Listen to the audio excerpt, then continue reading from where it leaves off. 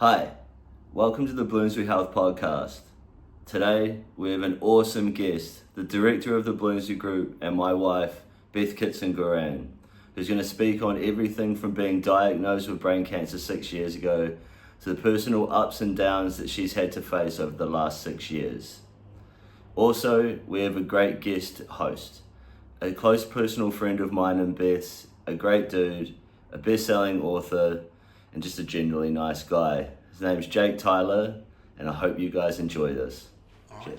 Well, how are you doing? It's right. Nice to see you, and I really appreciate you coming to help. That's all right. I was sort of thinking on the way... What was that? That was me, I'm sorry. Okay. Yeah, my bad. Yeah, I was sort of thinking on the way down, like, how best to start, you know? And I think because it's me and you talking, yeah, I think maybe, like establish how we know each other a little bit. Yeah, that's cool. You know, you could have quite easily got someone in, a pro, to do this. Oh, yeah, but I think the reason I haven't is that my connection with you makes a difference. Like how I'll talk to you about things and how open, that's very different than a stranger. Like I'm really happy it's you who's helping out with this. Like we've known each other for 10 years more. Like, yeah, I think it's way more, I think. Well, yeah, was I 18 when I started working with you over here? Was that... I hadn't taken over the pub then, had I? No, but I think you worked there. My first shift was with Felix. I remember. And me, or just Felix? Just Felix, I think. Right, okay. And yeah, so I've known you for so long. I just feel very open and comfortable with our conversation. I feel quite nervous about just like chatting to you about all this, I've got to be honest. Is it because you don't know the answer already? Do you know what I mean? Like I never really speak to a lot of people about these things. Yeah. And it's not because I'm afraid to. Like I'm very open about it. I don't find it stressful to talk about, but I feel like other people do, and I don't want to bring that, like, not just that pressure to them, but also for them to feel like I'm a different person than I was. That sounds odd, but I don't think it does. Like, is that how you felt after you got diagnosed? Did you kind of feel like you had a sign on your back all of a sudden? I guess so. Like, both of us working in the pub scene in Brighton, like, had this huge network of people who we know. Oh God, yeah, 100%. And everyone has their sort of role to play within, like, the social construct of like nightlife in Brighton. I feel like. I think like I loved working in the bars in Brighton. Like I loved the socialness of it. I loved like the atmosphere, like everyone you meet. But now, like looking back, I'm not upset that I'm not in touch with everyone, because it was because we were in the same company. Do you know what I mean? Like, and younger. Yeah. And cared more about like the amount of times I used to go out when I didn't want to. Back then, I think as well, especially something about, you know, bar culture in the city. Yeah. You know, you feel like you there's a part of you in your 20s where you don't really want to be left behind. You don't want to be left out of anything. Yeah. There's a lot of I don't know. There's a lot of social pressure that I don't think I acknowledged at the time, but looking back, you realise. I remember I'd work 6 nights a week or 6 days a week, and then on my day off, this is when I was saving to go on holiday. Like to go travelling. So, and then on my day off, I'd go out because I'd be like, cool, I've got a day off. I'm going to go celebrate with my friends. So do you know what I mean? Your whole life kind of becomes that situation. And kind of a party as well. Oh God, like every night's a party. Yeah. Essentially, like, it was great. Yeah. I bet that's kind of why it feels a little bit, I don't know, the sense of feeling like you've got a sign on your back when something really big is happening in your life. It's magnified so much more when seriousness of life is not something that really enters into. Well, when I know, like, so I got diagnosed when I was travelling, and I'd met my husband Josh, and we were in New Zealand. And by the time I got back, so I had an operation there. By the time I got back, like, Brighton knew. Do you know what I mean? Like, it does spread like wildfire. And again, I'm not off that at all. But it also, when I came back, I felt almost that I was already being treated like a patient, or like, you know, when you're the person where it's like, oh, I'm really sorry to hear that. Like, oh, have you heard about Beth? Or, you know, that kind of thing. And that's when I think in my head, almost you don't stop being a friend, but they don't, not human, but do you know what I mean? You're in a different sector almost. You're like, oh, we'll put her in like the oh dear kind of thing, because it's not even, you know, it's... Do you feel like it defined you a little bit? Yeah, more than a little bit, weirdly. And again, that's not really aimed at anyone. I guess maybe it's how I saw myself and how my life like changed like that. Like, do you know what I mean? Like, yeah. But you know, it's just weird to think back to those times. You know, when we used to work in the same pub, and you know, we were out all the time, and like the amount of people we knew was just crazy. Yeah. I remember thinking that when I left Brighton just after I'd finished running the pub that we worked at. Yeah. And I remember thinking at the time, like, fucking hell, how am I going to stay in touch with all these friends that I have? And I left, and like, you know, about 6 weeks passed, and all of a sudden I was like, where the fuck is everybody? Do you know what I mean? Yeah. Like there's this hedonism to life in the city, especially in the bar scene. 100%. And that's the thing. I feel like when you're working there, you're part of it. When you go out, you're part of it. So in your free time, you're like, I'll go out and see everyone, see how their shift is going. When it's like, I know. But the closeness you feel with people during that time. Oh yeah.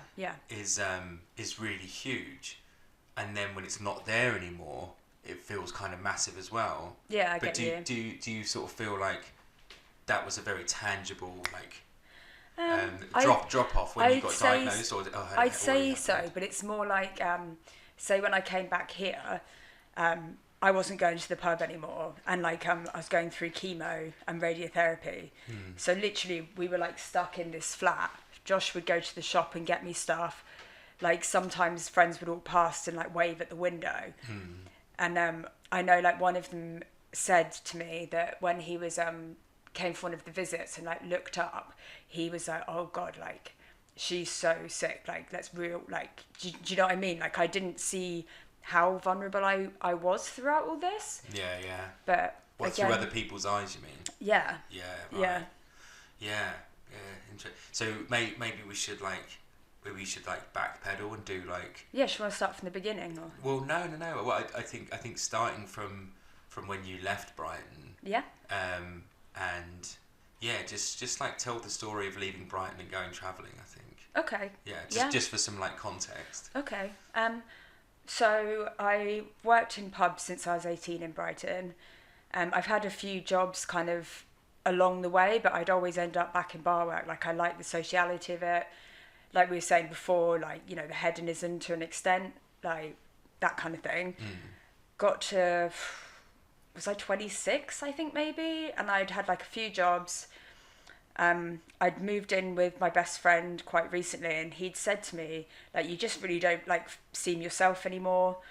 Like, what do you want to do? And I've got no idea. Like, I've got no ambition. There's no job I want to do. But I'm also aware that, you know, I can't just like be a barmaid my whole life.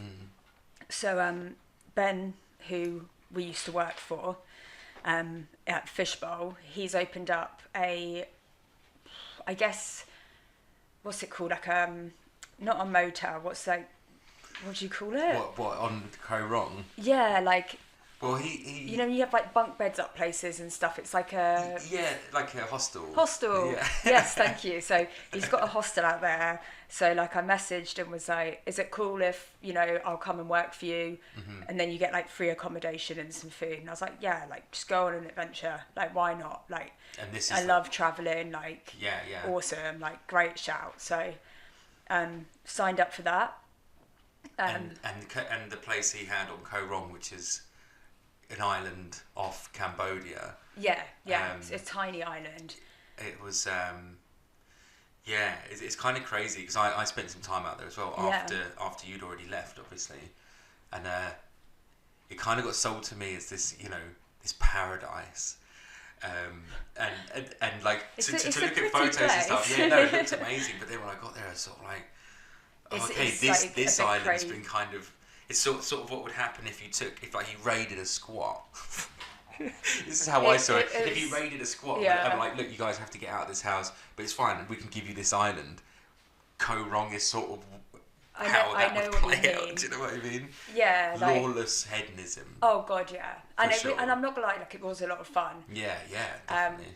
But I think like looking back, yeah, it absolutely crazy. And some of the like everyone you met had a story. Yeah. You know. Like, yeah, definitely. Yeah. But that's pretty cool because I guess in a way you fall into that category as well. You know, not feeling like you had much in the way of direction or 100%.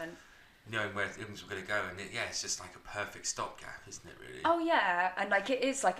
I mean, it's a great place to live. Like, it's kind of lawless. Like, you know, it's cheap. Like, I should just say, it is.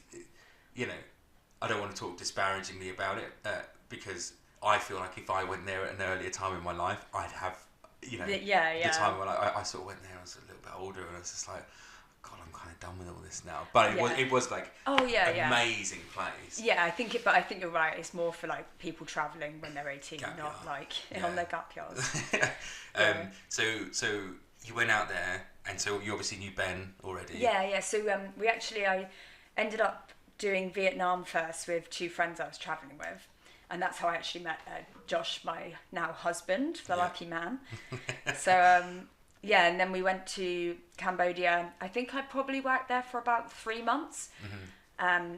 And when I was there, like, nothing too crazy, but I remember, like, say everyone would go to, like, this party every week on, like, a Wednesday. Mm-hmm. And where I worked, it was, like, a bit of a walk, but everyone would come there, then we'd walk all there together. And, like, every time, I ended up having to go lie in mine and Josh's hut. And like I just had such an exhaustion, and it didn't really make sense. Can I just stop you? Yes. Go back there and start telling the story again, but like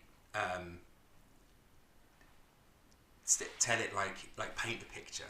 Okay. So like you like walking through the jungle, like because at the moment you said a party and then a hut. Okay. Like paint a scene for people who've never seen it, because I mean it makes it sound fucking nuts. Okay. Do you know what I mean? If you say like you were in this place and you know so.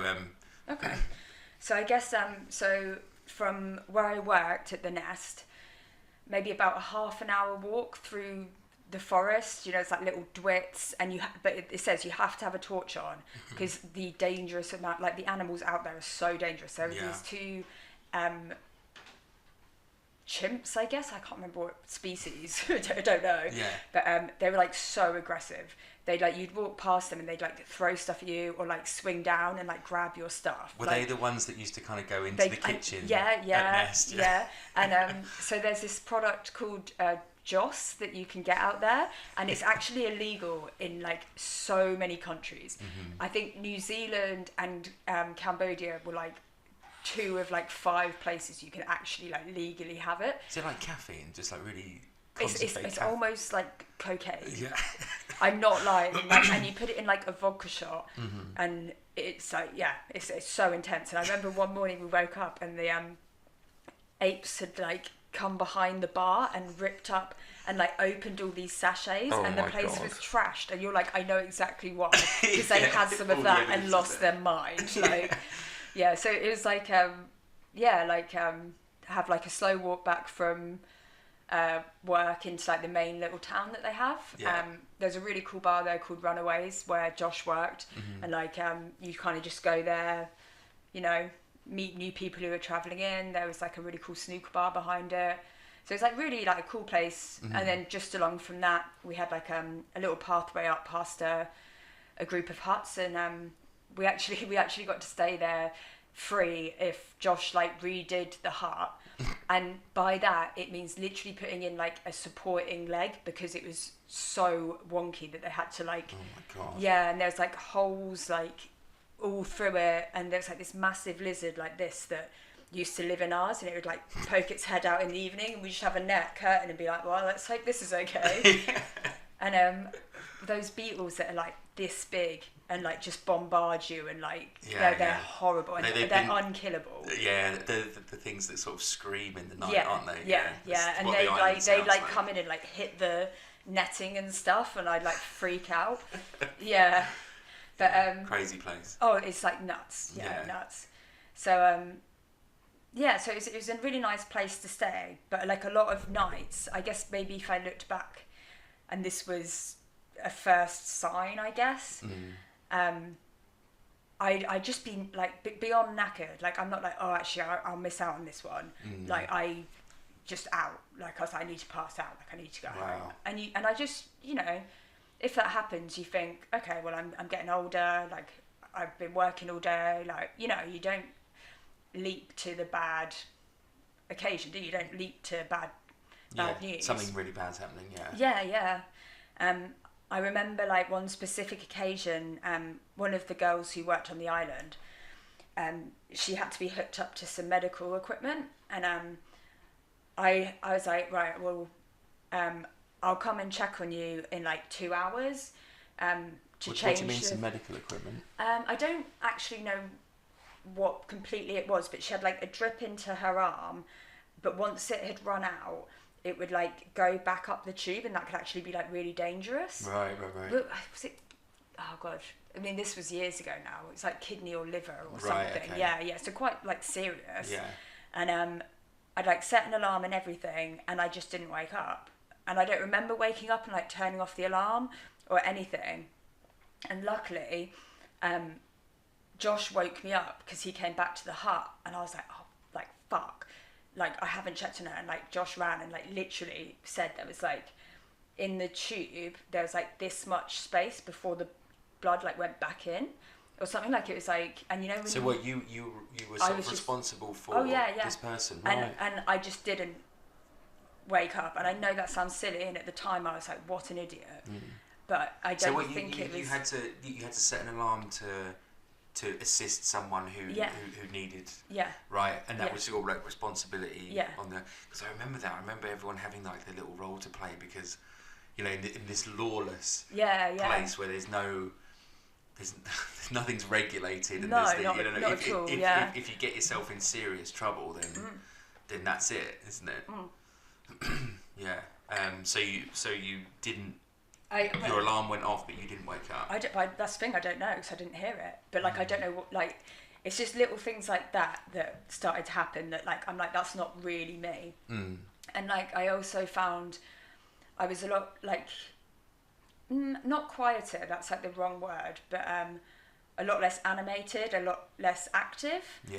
And I think maybe so for listeners, I've got glioblastoma multiforme, which is like brain cancer. So I think for me the changes were slow, so like little things I wouldn't really notice, and then when I look back I'm like, oh, like that's why. Right, okay. Kind of thing. So what, like feeling quite withdrawn and... Yeah, but then again, like I guess I was there and I was like, well, maybe it's just because I don't really know anyone, and right. Do you know what I mean? You think of reasons. Did it feel like kind of nervousness, or did it feel like tiredness? No, neither. It just felt like my personality almost. Right, okay, weird. Really weird. And I remember like, so I will get to it a bit like later in the story. Yeah. But when I came out of surgery, I felt like a different person. I felt back to my old self. Wow. And I think, like... Wow, it's like... That, So it was, I mean, it makes sense to hear that. Well, because it's putting pressure on your brain. Yeah. It's obviously... It's going to affect your behaviour. And like, not overnight, but like it builds up, and when I look back, I see it like clear as day, but at the time, like no idea. So how long had you been feeling like something was up before you had like a big wake up call? So looking back on like the whole big scheme of things, I'd say before I was leaving to go, so I had to get like jabs and stuff done, and I remember like walking around like just town to like go to, you know, pick something up or whatever, and like I just get like a weird little like rush in my head, but you know, and it's like a second, and I'd have to stop and I'd just have a bit of like whew, and then it'd gone. Right. But it was weird, but you know, when it's like, oh, it's for a second, like maybe it's because I'm like tired from whatever, or, do you know what I mean? Like it's it's not enough to like worry about. But looking back, I'd say that's like my first like weird little like consistent thing that was happening. Yeah. What was that feeling like, if you can try and describe it? Like, it was almost, you know, like, this sounds weird, but like before you're about to be sick, you get like the weird little like like pulse and like head like feeling. Yeah. It was like that, but it would be seconds. And then it would just pass. Yeah, like I'd be walking through town and just be like, whoa. oh, okay, like I guess I'm okay, like weird.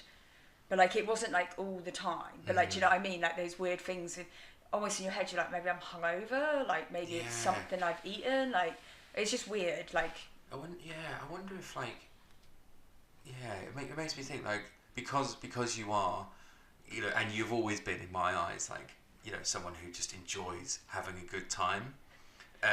Yeah. You know, if like, you know, you being on this island far away and wanting to really experience it and want to have a really good time all the time, whether, you know, that was part of the reason why you would brush it off, just be like, oh no, fucking. I guess maybe I thought Or was it it was not like that deep at all? no, I think it was more like in my head, you know, these people, they're exciting, they've lived here for, you know, considerably longer than I have, like they all know each other. I put it down to like me just being like maybe not as like friendly as I thought, or like not as sociable as I thought. Like it was, do you know what I mean? Like, because again, I didn't think anything was wrong, so I just read the situation as this isn't, maybe I'm not used to this environment yet, maybe you know, they've been here years, maybe I need to be here years, like that kind of thing. That's weird that it felt like it was a personality thing. It felt like I was like dimmer Really? as a person. Not more stupid, more sort of like. It's just odd. Yeah, strange. And then was there a point where that ramped up at all?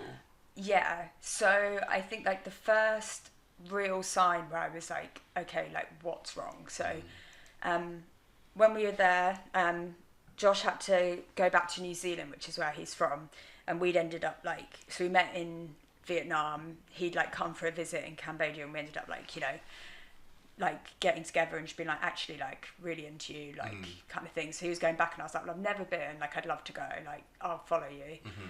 And my friends, Creep. I know, I'm a little creep. So to New Zealand. yeah.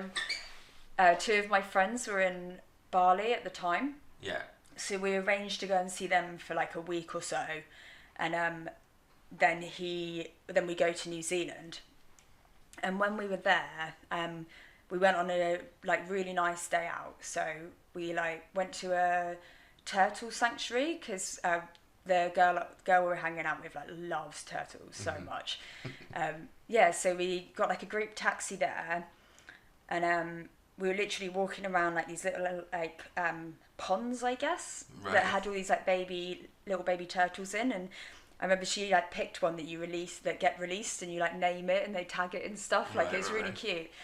But I remember just like walking around there, and like suddenly I just had like the worst headache I've ever had, and like had to like, I like felt like I was just gonna like throw up, like like quite like all of a sudden, like whoa, kind of thing. But then like we were traveling, so hey, like I've got a bed, but like I've got a bug, like I've eaten something, or like just the general like, you know, that kind of thing. So I put it down to that, but like the rest of the day was hard because I didn't want to like stop anything we were doing.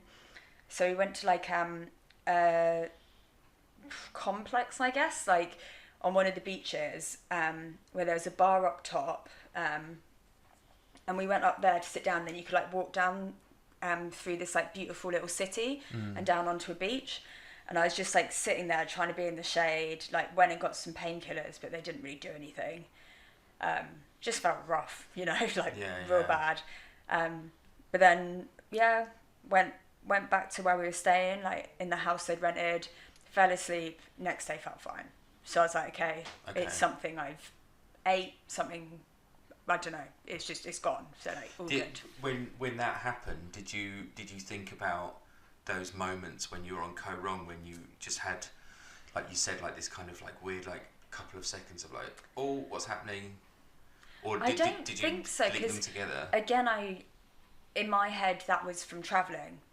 You know, people say you get like sick bugs or like stuff. I just thought, you know, I didn't have any reason to think. Yeah.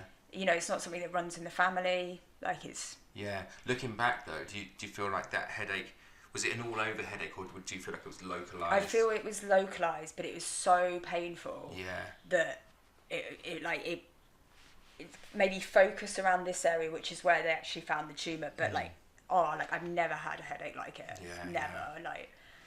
So you woke up the next day and you felt fine, and then how long were you fine for? So I think maybe a few days after that, Josh got an earlier flight to New Zealand, and I had a few more days there. So go and wash his bed sheets and tidy up a bit. Yeah, and I think I stopped off in Australia on the way back, and when I landed there, I didn't. On the way to New Zealand. Yeah, sorry. Yeah. It was like a 3-hour stopover or something. Yeah. So I was wandering around, trying to kill time, tried to eat, but I just didn't feel right. How's a good way to describe it? I felt out of my own head, I guess. I wasn't really there, and I felt slightly sick. But then was is that just jet lag? I didn't think anything too bad of it. I was just kind of I can't wait to get to New Zealand, have a few days to recover, and readjust to the time. But I suppose with all that, all that travelling, all that food that you don't know, I'd do exactly the same. I think I'd brush it all off to just the nature of travelling. Yeah, exactly. And putting my body in situations it's never been in before. Things are bound to happen. Well, so I don't even really know what the next step was, I guess. So we're in New Zealand, and I guess I just generally just didn't feel well, and it just got worse and worse. So, first few days thought it was jet lag or whatever. I'm trying to think even what the first symptoms were. I guess so every Saturday was kind of when people went out in New Zealand, and they'd have house parties and things, and I remember going to maybe the first one and was I don't really feel that well, but when I drank, I actually felt fine. That's not good, is it? But you know what I mean? Where I'm was I just withdrawing? Well, I needed a couple of shots. Yeah. Well, it did. But then and we slept there on their sofa or whatever, and the next day when we were Josh was driving home, and I remember just being in the car, literally it was oh God, I'm just gonna throw up, and I'm not that. I wasn't that drunk. I'm not that kind of drunk anyway. I don't do that. Not in a hardcore way, but do you know what I mean? I've worked in a pub that closed at 4 a.m. for 7 years. You're hardcore. Do you know what? But you know what I mean? I know. What you mean. And I was you were never a puker. I remember that. Yeah. I was. But so I guess that was one of the occasions where I was okay, not great. I think Did you feel anything in your head at the time? Yeah, but again, you get hangover headaches. Yeah. But I did start to think something was wrong. Went to the doctors a few times, and in New Zealand. Yeah. So I just go and I say these symptoms, but they weren't necessarily there when I was there. So it's stuff I'd have a neck ache, but it would hurt in different places. So I ended up going to a physio out there, and his the guy who ran the company, I had 2 sessions with him, and on the next the second session, he was I'm really not sure, because where I worked on it's here now, and that doesn't, it doesn't really make sense to me, but my colleague, he might know. So I went to the colleague every, maybe I think once a week or maybe twice a week for a good few times. Nothing improved there. So went back to the local doctors. They did normal tests, your weight's fine, your temperature's fine, you're all good, kind of thing. I think it got to the point where I'd have random feelings that I'd be sick, and again, that's not really me. I remember that further down the line, I'd if I close my eyes, so say we were going to bed or something, and it's hard to describe, but when you get a weird, you open your eyes suddenly, or you turn around too quick and you see weird motion in your eyes, like, and stuff. Okay. I'd see like this patch, and it would just like go like this, and it was like a weird shape, and it was always the same shape. And I remember when I first saw that, and I was like, something is not right. Josh, can I ask Josh a question? Yeah. So like that time we went to the hospital, what made us do that? Like, what did cause I wasn't well at all. So you actually had like a fantastic doctor in Kaipoi.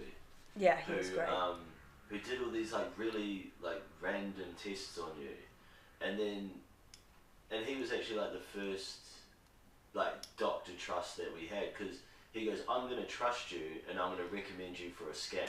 Yeah, so what happened? Okay, so I think the peak where we were like, okay, we've got to do something. So Josh's parents visited, and we were all sitting out in the garden, and like again, I'd just be like really like not fidgety but like uncomfortable kind of wherever I was, which sounds weird. And I remember I was outside and I was like, okay, I'm just gonna have to go in for a minute, and I was walking towards the front door and my legs just like collapsed underneath me.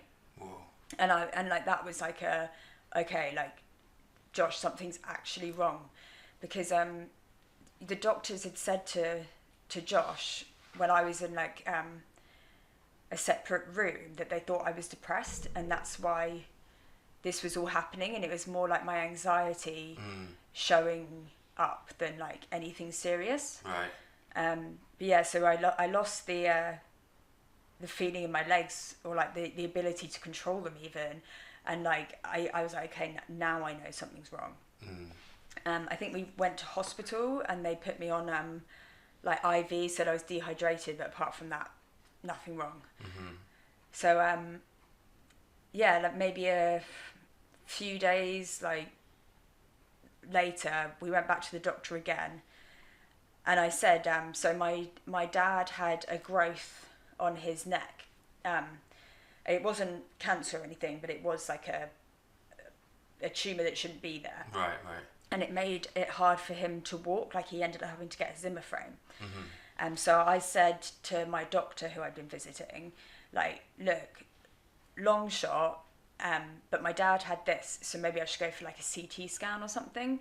And he was like, don't think you need it, but I'll give you like a private like reference to go get it done, just so we can tick it off the boxes. Yeah. Something. So Josh was at work, and his sister, who's like lovely, she's so nice, she got a bus with me to the clinic. They explained it to me. Really nice people up there. Went in for the scan, wasn't really stressed. It was more of like a tick that box off, like I'm too young to have anything like that wrong. Came out of the scan, maybe like 5 minutes later, this lady came up to me and was like, we need to see you in this room for a second. And I went in, and it was the smallest room. It was like, you'd probably not even get our seats in this table in. And it was a doctor just sitting there, and I was like, look, we need to speak to you. How did you feel when she said, we need to talk to you in a room?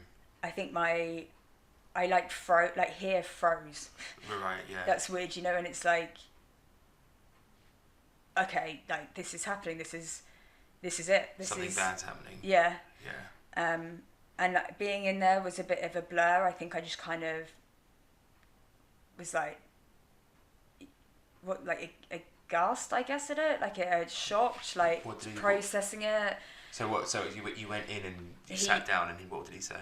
It was a short meeting, and he was like, look, we have found this on your scan. We've called the hospital. They know you're coming. You need to get there now. What was it they found? A tumour. A tumour. They could see it was a tumour, right? Yeah. Yeah. Sorry if I asked like what sound like really stupid questions. No. I don't know what you would see in a. Yeah. So it was just like a white mass on the scan, and it is like sizable by the time they'd like located it, I guess. So we went outside the clinic. Josh's sister called him to come pick us up. He turned up. We had like the hospital to go to. I sat next to him in the front, and like I don't even think he really knew what was going on. It was just a sense of panic, and We got to the hospital. He dropped me and his sister off and went to park. And I just got taken into like this behind a curtain on like a wheelie bed thing. They did one of those tests, you know, where it's a number and it tells you like, can you read this number in here? And I couldn't. You know, and it's like a 9 in different colours. Yeah, yeah. What's it like a Isn't that what they do if they test to see if you're colourblind or something? Right. Okay. Yeah, and so I couldn't see half of them. Right. Which is like a sign that something's affecting your brain essentially, and they already knew what the scan had said. So this is all happening on the same day. Within like half an hour of each other. And are you just how were you dealing with it? How were you like? I think. Were you just letting them just going with whatever they? Yeah. Right. Yeah. Yeah. But I think mainly because like, I was in shock and I trusted that they'd know what they were doing. Mm-hmm. So I just went with that. Did you feel like, was it just panic or did you feel like, oh, okay, I think these people know what's going on, I'm in good hands, or what? I don't even know really. It was just a very odd. You can't imagine being in that scenario. No, I can't. That's why I'm asking dumb questions. No, it's not dumb. It's so weird. Like, so I remember being taken up to this ward, and I was like, oh, which one am I in? And they're like not dangerous one, that's the wrong word, but where they're like high risk, like right, yeah. Your man, like 24/7. They were like all that kind of thing. I see. But so like I remember one night when I was there, like this guy got brought in because he'd fallen from a tree when he was like soaring and stuff. So he was in there, but then there was like a lady there with like a condition rather than like an accident. Do you know what I mean? It was just general like intensive care for people with brain problems. Right. Okay. Who needed to be monitored at all times. Yeah. So I went in there. I remember the first night I was there, me and Josh watched Harry Potter. We started from number 1. Cute. Yeah. Oh God, I can't think of anything worse. Harry Potter? You're not a fan? How are we friends? Yeah, I know. I think I joined it too late. My brother loved the books when we were growing up, and then I never read them, and then I feel like I was a bit too old when the films came out. So Daniel Radcliffe's a fucking idiot. No. I like him in other stuff, but not really in Harry but Potter. I do like the idea of like just comfort watching. That's what it was, and it was really nice. Josh also like. Do you want to stop this interview now? Because I don't like Harry Potter. We're done. Yeah. We are done. Get out of my house. So. Josh like really kindly was like, look, do you want me to like speak to your mum, like let people know? Because that was, I don't have the words even now. I don't think I could do that. Yeah. And like bless her, she is terrified of flying. Literally booked the first flight out of Guernsey all the way to New Zealand, and that's literally halfway around the world, like dot to dot. Yeah. Literally like. Wow, is that the furthest you've been away from? 100, like yes. Yeah. Wow. And how was it? Sorry, just quickly, Josh. How was that? Like, because obviously you hadn't met Beth's mum. So what? Was that the first time you'd spoken to her? Ever. Fuck. First interaction, first communication, and again, like I'll never forget that call. It was an experience. That's the way I try to wrap all this up. I can't thank you enough for doing that, because I don't know how I would have. I really don't. Well, again, I don't want to like mess up the order of this, but what happened like a week later was even crazier. Like we got asked to go in after Beth got diagnosed and stuff. You keep going because like it's after the surgery, so okay. Because like that was even wilder. Like, so let's pick it up from like, so Josh called home. Yeah. And your mum came straight over. Yeah. So had they said that you needed to be in this unit, like, for a while? They were like, right, your surgery's in like 2 days, or maybe like I don't know what time by the time I'd been seen, I think it was the evening. So it was like, yeah, not tomorrow, but the morning after, we'll take you into surgery. So what were they saying around that? Were they saying, or were they just like very matter of fact, like you're just going into surgery? Did they expand on what was going on at all, or did they just saying that they'd remove it? That I was young, so they think it was probably fine. Right. Ironically. Yeah. Yeah, and you know, I don't think they weren't particularly around, because when I was in there, it was more like, right, we'll take some tests.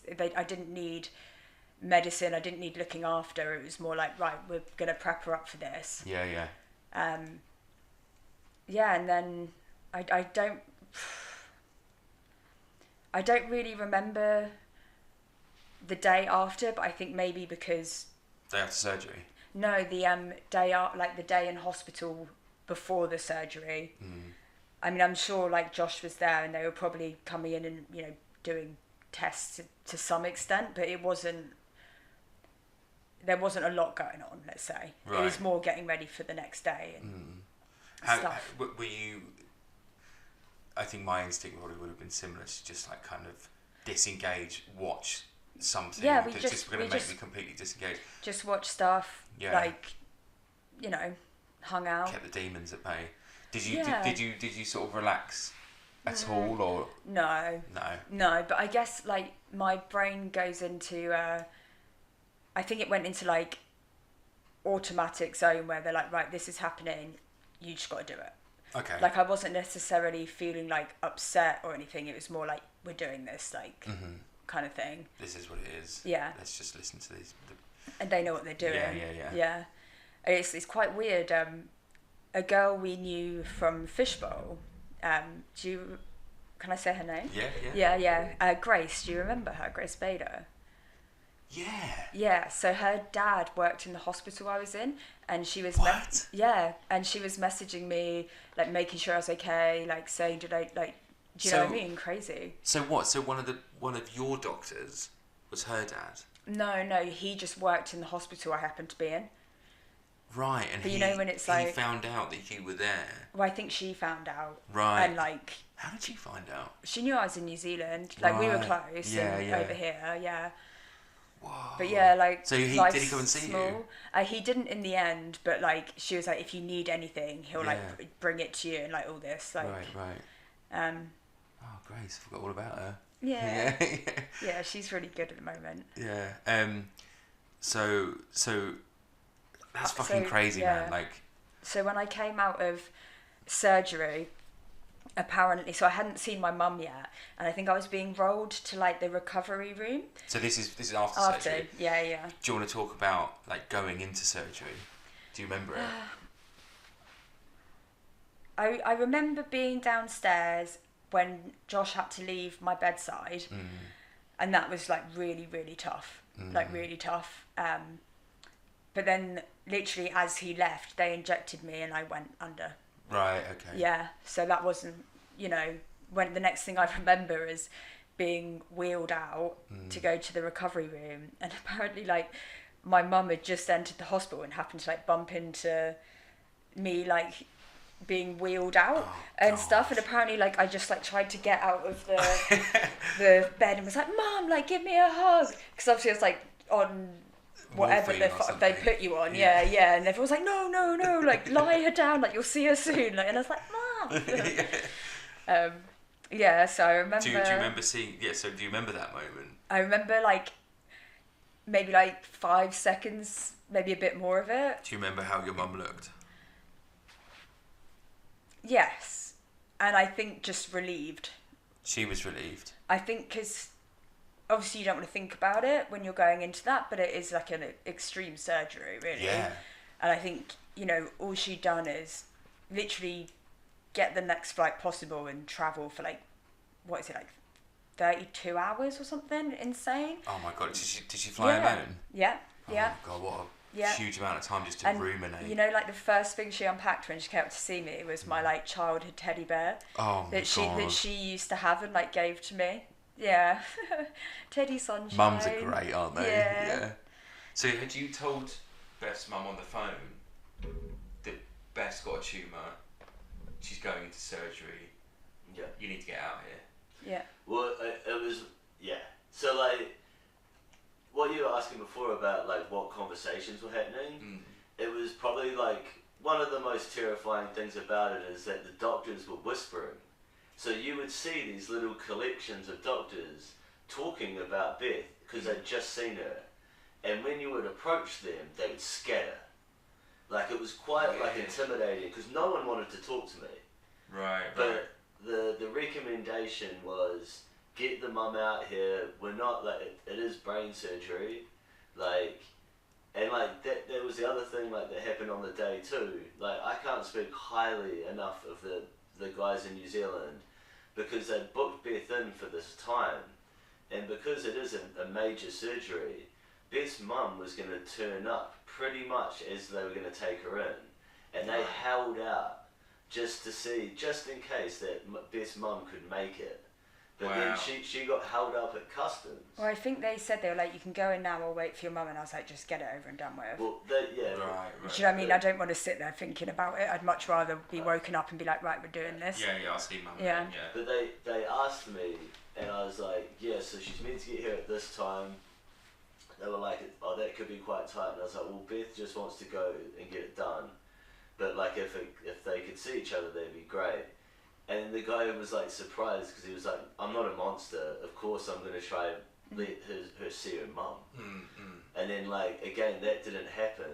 And then Mama G turned up at like probably about 15 minutes after Beth went in. Oh, so I thought, okay, maybe I don't remember things right. I swear I bumped into her coming out of You did. So okay. like when you went into surgery, she turned up maybe like 15, 20 minutes after. Oh, okay. She got held up at customs. And then, and then she turned up and we waited together.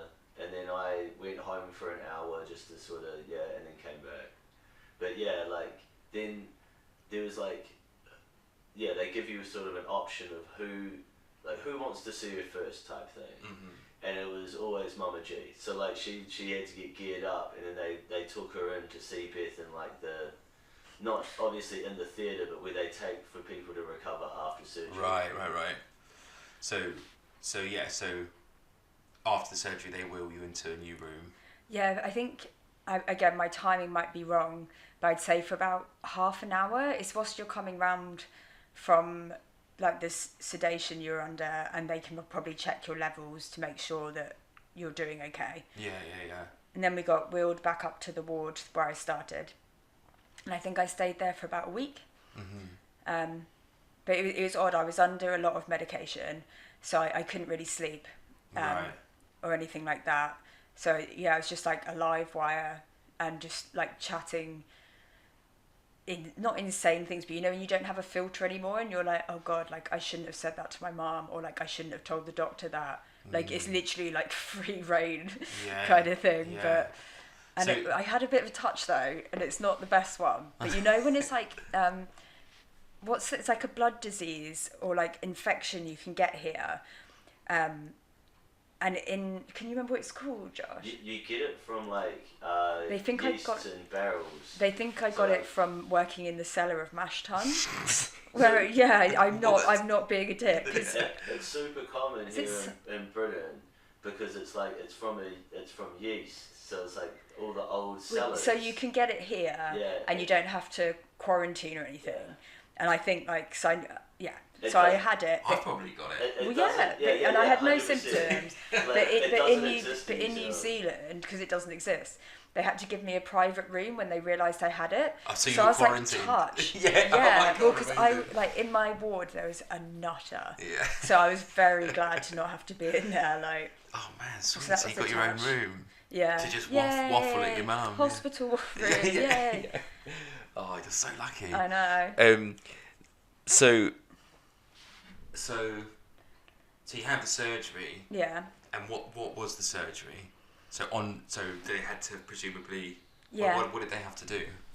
So there's a new like development they said. So it wasn't literally like saw a whole bit off and take it off. They could do it like almost nano, so they could like reseal it quite easily, which was nice. But I don't want to know too much more. Do you know what fair. I mean? Like, yeah. Do you remember like, what did it feel like after you'd been in? Oh, like not. I wasn't in pain, but I think that's because of all the drugs I was on. Yeah.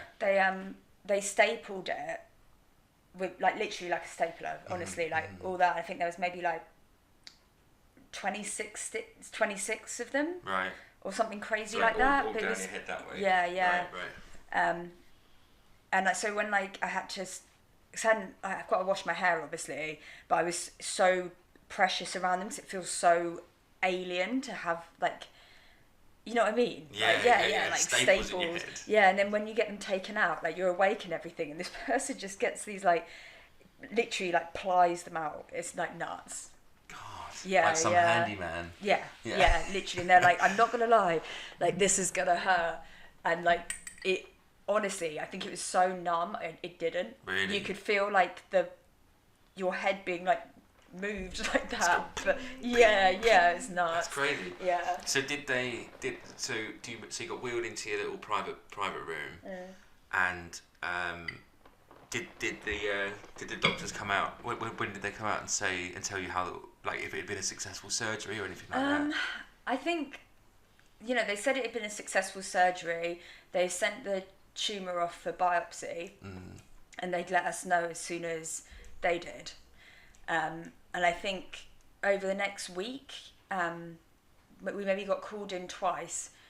The first time we went was for us to be sat down and said they don't know yet and we'll call you next time. And when you've like driven for like an hour or whatever to get there and you've built this up, all you've been thinking about, and then they're like, we don't know yet. And you're like, cool, like, great. I bet you got pretty used to that over the years, didn't you? Yeah, definitely would say so. Like, nuts really. Yeah. And like, the less the more they said they didn't know, the more I realised that something was wrong, because you'd know straight away. And they said that they said, because I was going to go back to England, to recover anyway. They were like, we'll probably know by the time you're there, so we'll let them know. So that's all we went on really. Yeah. Well, and so you were in the you were there, if you said, for about a week recovering after surgery. Again, that's from memory. I couldn't like swear by that. But a length of time. Yeah. Was your mum there the whole time? Yeah. How was she? How was like? I think we're kind of similar. Like, she gardened. That was her way of doing things. We didn't sit and cry together. We just got on with it. Yeah. Wow. I think I like binged my family, like literally for like the whole day.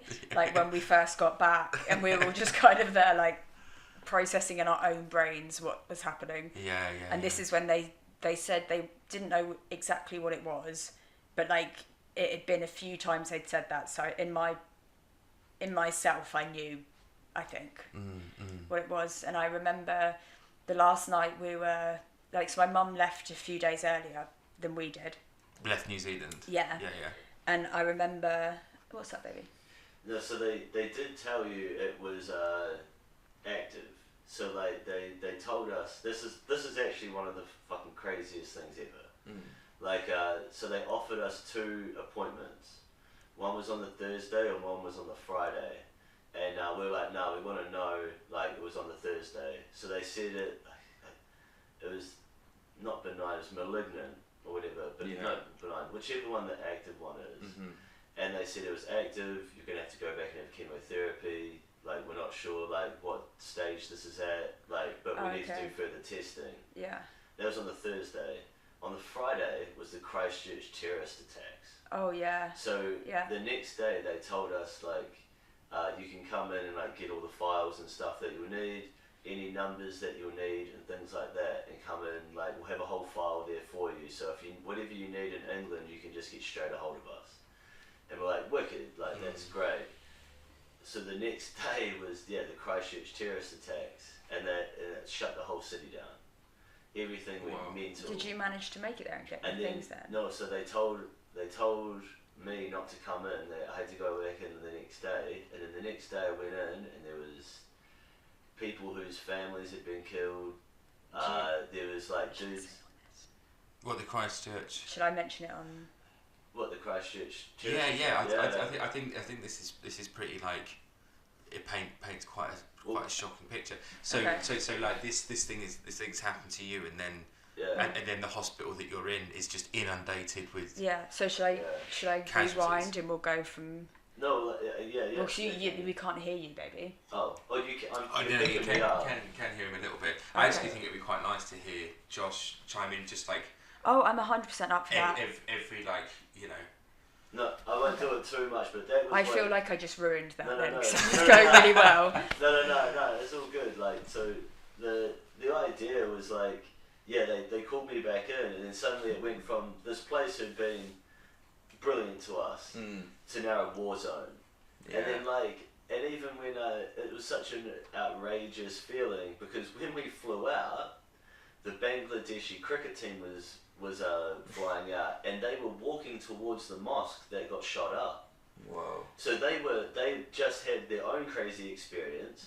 We had our own crazy experience, and we're in the same airport. I was in it's called a replay, which is like a news outlet, and I was in the news outlet trying to work out like a magazine to read, and me and this Bangladeshi cricket player just sort of had this weird moment where we just both looked at each other like, you're not doing great, you alright? It was fucking weird, man. Yeah, man, that's crazy. Like, the whole place was upside down, and then we left, what was it? So the terrorist attack on the Friday, we left the following Wednesday. Wow. Yes, gnarly. Yeah, that's crazy. So you had the surgery, and then presumably like New Zealand just went fucking nuts. Yeah. It was kind of surreal. Like, one of Josh's parents' friend, she lived like really close to where we were. She was actually got stuck in the hospital when it happened.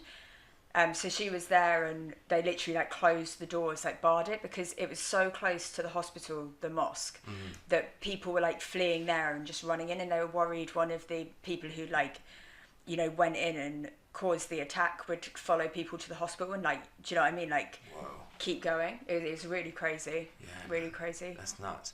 So when did you say in this kind of madness you were like, we need to go home?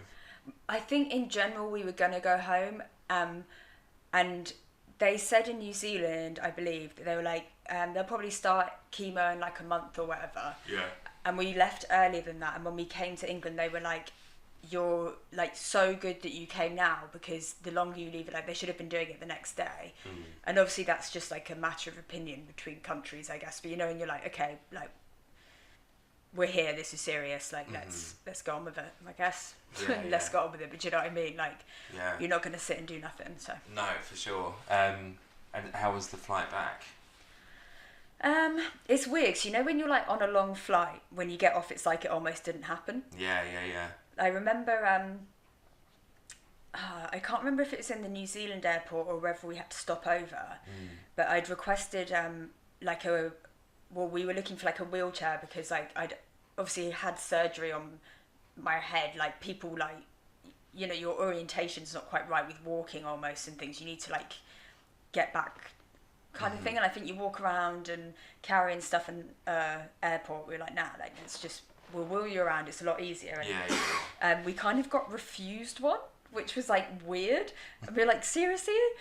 And when we got on, this is just like a bit I remember of it, and when we got on the plane, I think we like mentioned it to one of the ladies, and she was like, oh, that's like awful, that's, because I was like wrapped up, you could tell I'd been in surgery and stuff, so I think they placed us at the front of the plane, where there was more leg room and stuff, like so the flight was pretty great. Nice. Yeah. Well, so you had like a bandage around your head or something? I think I was like... It was like a purpose-made thing. It was to help with like the pressurising the cabin. Yeah. They wouldn't give Beth a wheelchair because we were in Dubai, and Minty had got us an upgrade so we could use the club room. And they wouldn't give her the wheelchair because it was for males only. That's insane. You're joking. In Dubai, of course. So I took it, and they just started chasing us through the airport. So I took it from there. We got down the elevator, wheeled it all the way to the gate, and then they were just like, "Well, you can't do that. We're here now." Yeah. And then like all the staff were like, "What just happened?" And then there was this lovely like British lady, and she was just like, "What was that?" And I explained, and she goes, "All right, like you guys get front seats, you guys get whatever you want." Amazing. Like that, she was the best. Yeah, it was good. Hey everybody, I hope you're enjoying the podcast so far. It's a 2-hour long interview, so we thought we'd break this up into 2 parts here. Also, some of the issues that we deal with are pretty intense, so we just want to give everybody a little bit of a break. Again, we'll upload the rest of this podcast in the coming days. Look out on our YouTube channel and all of our socials for when we're going to put up the next part. Cheers.